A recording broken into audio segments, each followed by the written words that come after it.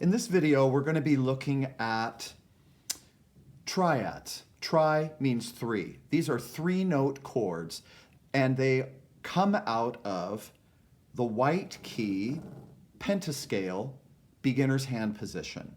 So this is a white key pentascale beginner's hand position in C, D. We name it by the bottom note or the leftmost note. That is a C pentascale. But what we're going to do is we're going to take every other note and we're going to play them as a group. That is a traditional chord. It's a traditional three-note chord. It's called a triad, and it's going to be a C triad. I can play it block. I can play it broken going up. There are pieces that have this sort of pattern. I can play it broken going down. I can play it block, but repeated and fast. I can play it block, but slow, repeated. I can play it broken in other fashions. I can play the top two together and have the thumb as a separate unit. All right, I can move this around to all these other positions. I could do this in D. E. F. G. Okay, I can create other patterns. Let's say I'm in A.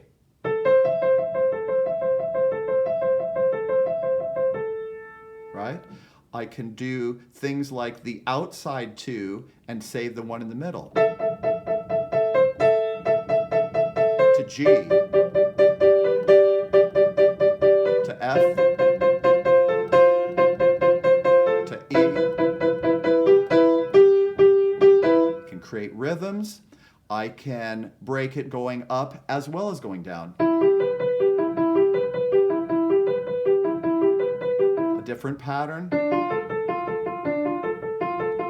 C, B, A. So far I've been doing this all with my right hand, but I can do it with my left as well. So block chord on C, that is a C triad, a D triad, an E triad, an F triad, G, A. I could go down to the A down here. Here's the A triad down there. G gets deep and dark. The E chord. D. C. I could go further. I can create patterns with this. Right? Same idea. Do them together. I could have a pattern, a broken pattern here and a block pattern here, both in the same position.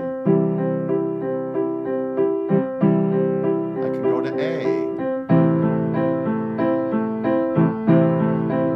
to F,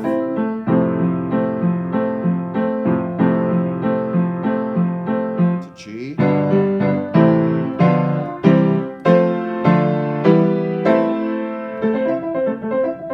so that is the nature of these traditional white key triads, three-note chords, every other note for three notes, anywhere on the keyboard in the white keys.